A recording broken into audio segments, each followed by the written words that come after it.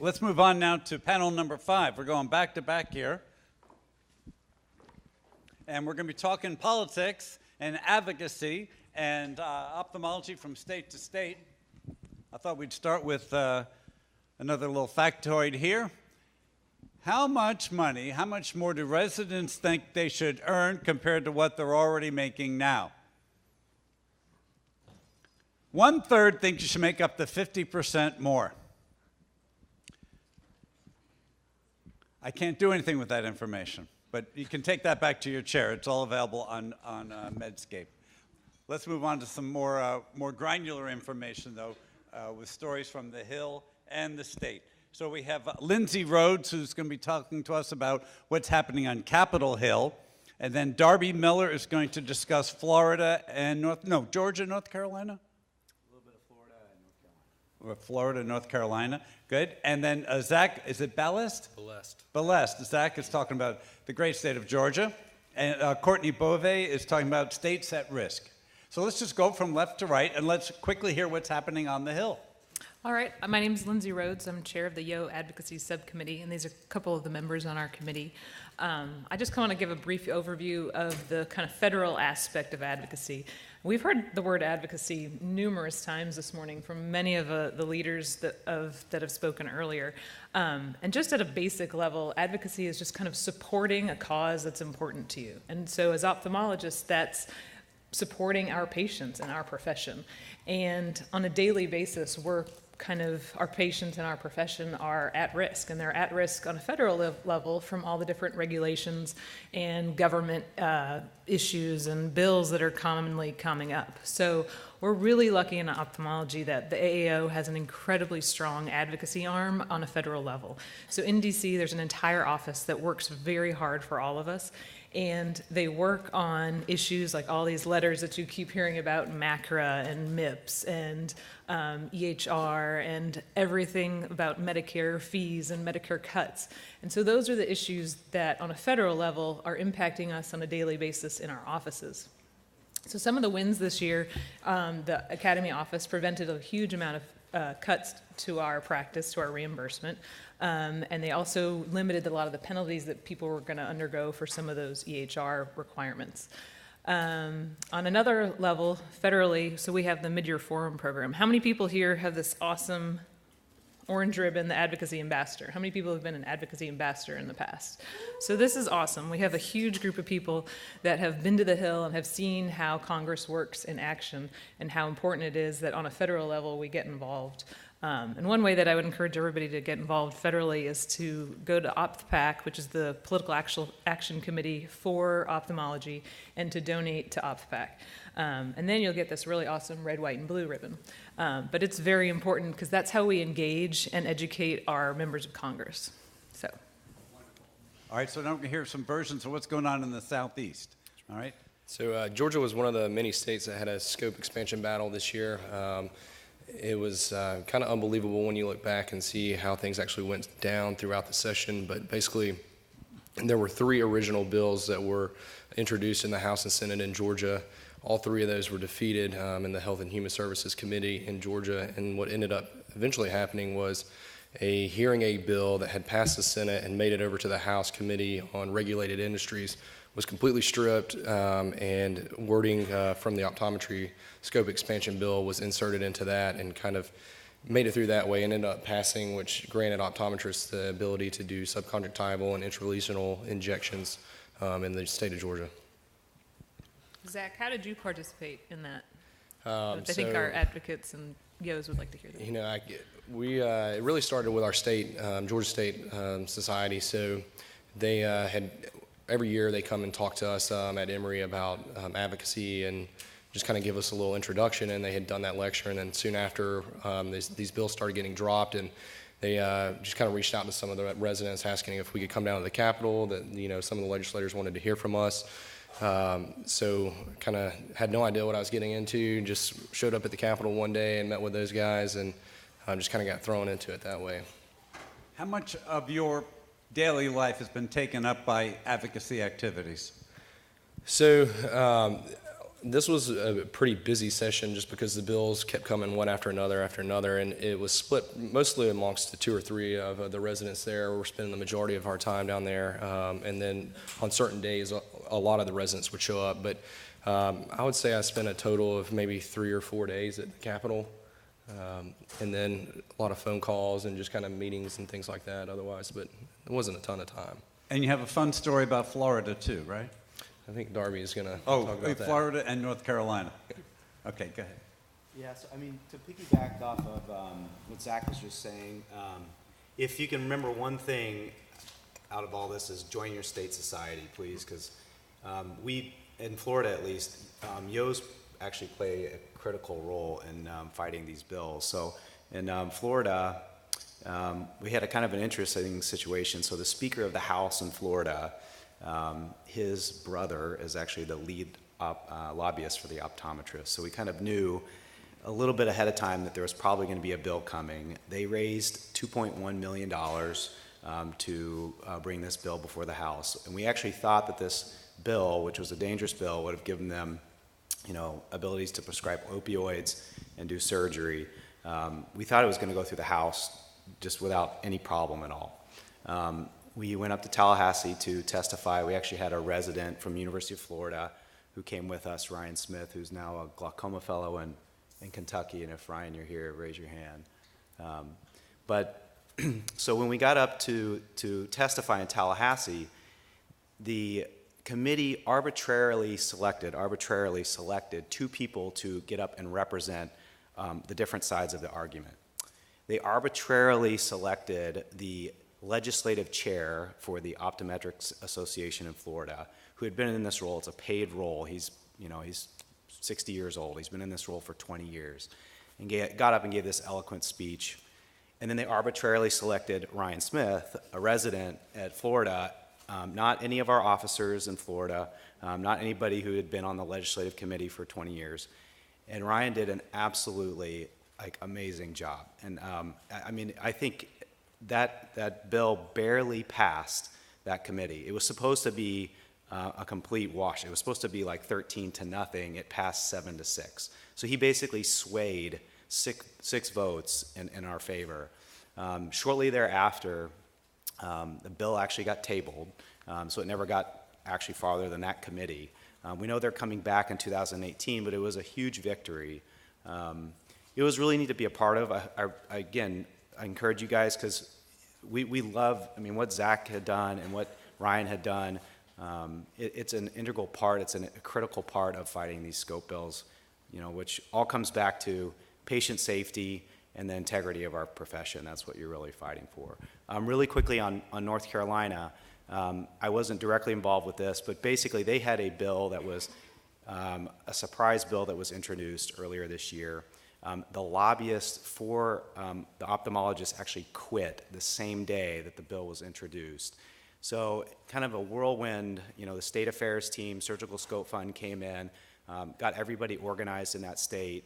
And as I heard yesterday, the president of the North Carolina Association talk, they were literally on the phone with Surgical Scope or State Affairs, pretty much every day, 5 days out of the week, for several months. And they have actually defeated that bill too. It's another big victory for patient safety in our profession. So, What do you say when ophthalmologists, young ophthalmologists, are resistant to get involved? Because I have to work with these optometrists. They're in my clinic, they're down the street, they may be referring patients to me. What's your answer to that? For me, I feel like I'm doing what's right. I think there's a saying at Mayo when you walk through the door at my work, the needs of the patient come first. The patient's the most important person, and if you're going to ruffle some feathers in your department because you're standing up for what's right, I'm sorry. Yeah. Okay. All right. So, Courtney, why don't you tell us now about current states that are at risk? So last year I gave this kind of update to you, highlighting some of the states at risk, including Florida, North Carolina, Georgia, Alaska, Puerto Rico, just to name a few. After having fought the legislative battle this past year in Florida, I say not those individual states are at risk, every state is at risk. So everybody needs to be engaged. So what can you do? Donate to the Surgical Scope Fund. This is the organization that literally comes to help states at risk to fight these legislative battles. Meet with your state representatives and senators. Tell them about your 14 years of training. Tell them how challenging it is to take care of a patient with glaucoma or macular degeneration, and that these are not skills learned at a weekend course at the Holiday Inn. Tell them, exactly the stories in your clinic, and then make sure your patients know that you're protecting their safety. Tell them the stories that we've, kind of highlighted. In Florida, they wanted to prescribe all oral medications, including narcotics, which is, in my opinion, frightening. So make sure that you're involved before a state battle comes up in your state. Make sure that you've had the friends in, your capital that you can call up on the phone and say, I met with you for the past 3 years. Let me tell you about the practice of medicine. Let's go back on some of these baby steps, because I know everyone here is interested in your message, but many are saying, I'm sorry, I'm maxed out, just got married, and I got 2 kids, and I got a new practice, and I'm just completely overwhelmed, and I don't want to make myself a target. So what are some baby steps? And we may be repeating a few things, but that's a good way to teach, is to repeat things. Did you hear what I say? That's a good way to teach when you repeat things. I'd say number 1, join your state society, because they're the ones who protect you at a local basis. And then number 2, the amount that you donate to these various funds is not the important thing. It's the act of creating the habit of giving. The optometrists begin giving to their PACs in year 1 of school, and they're paying for tuition, they're paying for all their equipment, and they're still making these donations. Last year, the optometrists donated more to their PAC by 200% than ophthalmologists, and they make far less than we make. They make far less even several years into practice than you will make in your first year. So it's about donating to these PACs in small amounts, and just as your career grows, then your donations can grow. But the main 3 PACs that every ophthalmologist should donate to are OphtPAC, which supports federal, congressional, U.S. Congress members, Surgical Scope Fund, and that is completely anonymous. So nobody would know that you were donating to it. No optometrists know. It wouldn't endanger your referrals in any way. And then the third is your local state society has a PAC, and that is a very important one because it funds the people running for state legislature in your state. And when you give to them, they are your friends. And it's uncomfortable and unfortunate that that is how politics works, but that's how it works. It's money. What about people who say, you're wasting a lot of your time. You're only talking about 2% of the optometrists that are really engaged in all these nefarious things. Most optometrists I've talked to, all they want to do is refract patients and give out contact lenses and go home. Can somebody give us a reality check about that? Darby, you had a good comment about that the other night. Yeah, I mean, that might be, I guess, the rumor. I think the truth of the matter is that their goal is, the OD's goal really is to be the primary eye care provider, period. They want all eye patients to be funneled through them, and that's, being seen in Oklahoma, Louisiana, and Kentucky right now. Anyway, I think we should be the primary eye care providers. We're physicians, we're medical doctors. We know, if you give them a systemic medicine, what are the complications that can occur? What are the adverse effects? We know when it's appropriate to inject a medication and what medication that should be and what should the dose be. We know when it's appropriate to do a laser or a surgery for a patient. Like Cindy Bradford was talking about, if you don't have a good grasp, if you don't have the tens of thousands of hours of education and training that we get, you don't really know what you don't know, right? So you won't be doing things that are completely appropriate. So I do think that they're looking at on a larger scale to answer your question as organized optometry. Some people might say that they only want to do a small part, but I really do feel like that should be our role. And anyway. I'd say something else to highlight was in JAMA last year, they looked at the Medicare claims data for a 5-year period in Oklahoma where optometrists were allowed to perform SLT. they were twice as likely as an ophthalmologist to repeat the laser, largely within the first 30 days. And our training knows that it takes up to 8 weeks to see if the laser is going to take effect. So we actually now have data supporting the fact that, you know, the Within right... 30 days, but beyond the 10-day global period, Correct, yes. that monetary compensation window. Who has a question? I know some, yeah, there we go. Go first, doctor. Where can we give you our money? Excellent question. So OptVac has created a new text-to-give platform. So if you text OPHTH to 51555, I believe it is, then you can get enrolled and get advocacy updates, and they will also send you a link to donate through that as well. What was that again? I think it's OPHTH, and I think it's 51555. I have the card in my bag, and I can hand you one later this afternoon. There's kiosks everywhere here, and Yes, there's people all like throughout right the main core outside, concourse. And you can do it on the web too with your There's academy. lots of ways. We appreciate it. Over the corner there. Yes, ma'am. Who's going to be taking care of your endophthalmitis patients and retinal attachments Yeah. when they're doing these injections? Well, that's their pathway of convenience. They want first strike at everything and first reimbursement at everything. And if the patient doesn't respond to their treatment, how you like that language? Well, then we will then refer to our brethren ophthalmologists. Likely on a Friday night at 5 p.m. I think that was one of the arguments brought up a lot during there was a lot of testimony that went on, and there was, you know, the argument was made from the optometry side on multiple times that they've been doing these lasers in other states. They have zero complications. There's been zero malpractice suits. There's not a lot of data to kind of back that up and to make the argument on our side either. And there was even testimony in front of one of the committees where they were talking about injections and what if they went a little bit too far and they went into the sclera, and the optometrist he literally said, that's not going to happen, that will never happen. And, you know, kind of in poor faith making some comments like this that are misleading to the legislators who, you know, it's kind of unbelievable how little they're educated on these topics that they're making these huge decisions on. And I think that kind of comes back to us where that's our job to educate them. Education, sorry for two questions, but who teaches the workshops that get certified at? Is that some of our brethren? Yeah, unfortunately, yes. Yeah, yeah. We need some shaming tweets out there.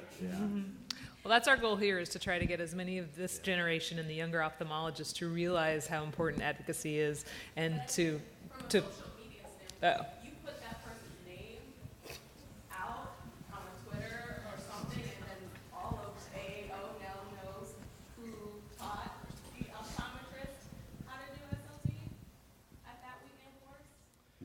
You get your own panel next year. Get her name. You're coming back. We're going to be in Chicago next year. Clear your calendar.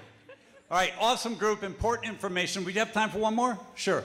Yeah, just a quick question. It seems like we're, as far as advocacy goes, we're always on the defensive. So are there any strategies that you know of where we are maybe proactive in introducing legislation that actually define what surgery is, what eye surgery is, instead of always trying to defeat surgical scope battles? Why don't we introduce a surgical scope battle and then kind of put the other side on defensive? So, good question. I'd actually turn that back on you. That actually is about forming relationships with your legislators. I mean, these are elected officials that could be, one of my elected officials owns a funeral home, another is a tow truck driver. So you need to teach them what your job as a physician is, and you need to educate them because they're the people ultimately on the state level, which is kind of interesting. It's at the state level, so these people have no idea what medicine entails and what safe surgery is. So I kind of flip that back around on you. You need to offer to help with their campaigns, do door-to-door fundraising for them, and be there before a scope issue happens. Actually, in Florida, we're trying to really actively meet with all the legislators, because we know this is going to be reintroduced. So it's kind of on a grassroots individual basis. There is legislation, though, Virginia and I believe also Pennsylvania and a few other states and Texas, they define surgery and who it's done by. And so that can be a very proactive way. And some state societies are doing it, but it's an expensive thing to do. And you kind of put yourself at risk from a state society standpoint. So that's why it's important to have a really strong state society with membership and lots of money in its pack. So. And then on the federal level, there's surgery, the FTC, I think we're legislating for surgery by surgeons. Is that correct? Anyone? I don't know about that one. I think so. We are all proud of you. We are all grateful for your generous support of all ophthalmologists, and hopefully all of you have been inspired to start taking some of those baby steps. Thank you again. Let's have a nice warm round of applause.